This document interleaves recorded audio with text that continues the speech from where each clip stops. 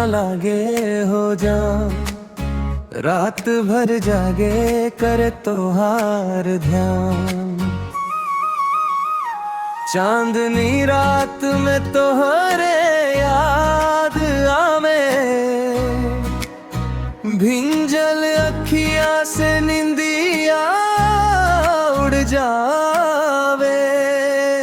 तोहरे बिना दिल न लगे,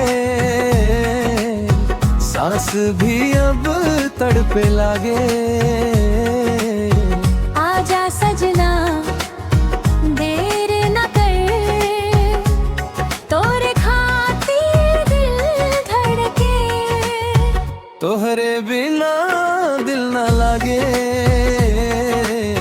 सांस भी अब तड़पे लागे। आजा सजना देर न कर, तोरे खातिर दिल धड़के।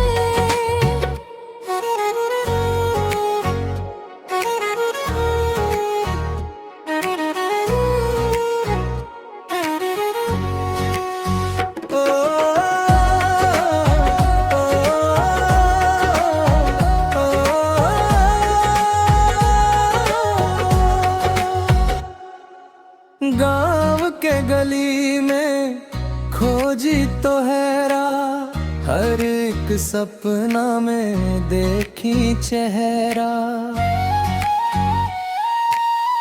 प्रीत के डोरी कबो न टूटे, जन्म जन्म तक साथ न छूटे। तोहरे बिना दिल न लागे,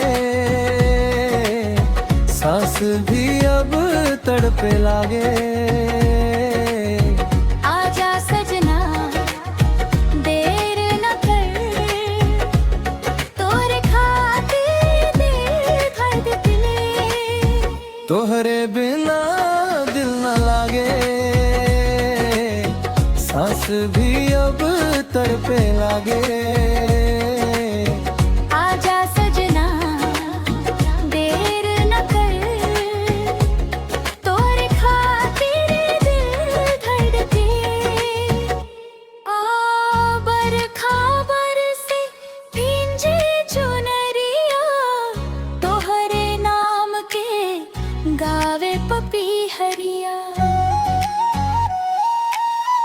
रौआ बिन सूना लागे जहान, रौआ ही बारिश हमर पहचान। तोहरे बिना दिल न लागे, सांस भी अब तड़पे लागे। आजा सजना देर न कर, तोरे खातिर दिल धड़के। तोहरे बिना दिल न लागे, सांस भी अब तड़पे लागे।